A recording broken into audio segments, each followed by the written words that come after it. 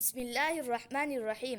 خدا کے قاصد، تم روز دیکھتے ہو کہ ایک شخص مطلب کی کوئی بات جس کو پیغام کہتے ہیں دور کسی دوسرے کے پاس بھیجتا ہے تو وہ اپنی بات اپنے کسی معتبر آدمی سے کہہ دیتا ہے اور وہ آدمی اس بات کو سن کر دوسرے شخص کو سنا آتا ہے۔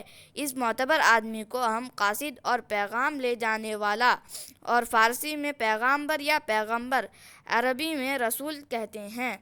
ایسے ہی اللہ تعالیٰ نے جب چاہا کہ اپنے بندوں کو اپنی مطلب کی بات اور پیغام سے خبر دے تو اس نے اپنی مہربانی سے اپنے کسی چہیتے اور پیارے بندے کو اس کام کے لیے چنا اور اس کا نام خدا کا قاصد، خدا کا پیغام پہنچانے والا اور پیغمبر رکھا۔ عرب کے لوگ اسی کو نبی اور رسول کہتے ہیں۔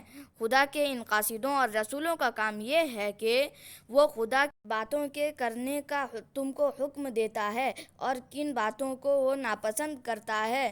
جو بندے اس کا کہا مانتے ہیں ان سے اللہ خوش اور جو نہیں مانتے ان سے وہ ناراض ہوتا ہے۔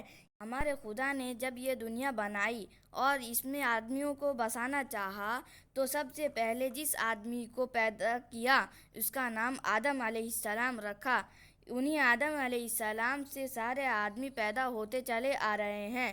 انہی حضرت آدم علیہ السلام کے وقت سے اللہ تعالیٰ نے اپنے بندوں کو اچھی باتیں سکھانے اور بری باتوں سے روکنے کے لیے اپنے قاصدوں اور پیغمبروں کا سلسلہ بھی دنیا میں جاری کیا، جو ہمارے پیغمبر محمد صلی اللہ علیہ وسلم کے تک جاری رہا، اور اب آپ صلی اللہ علیہ وسلم کے بعد کوئی دوسرا پیغمبر نہ آیا ہے اور نہ قیامت تک آئے گا۔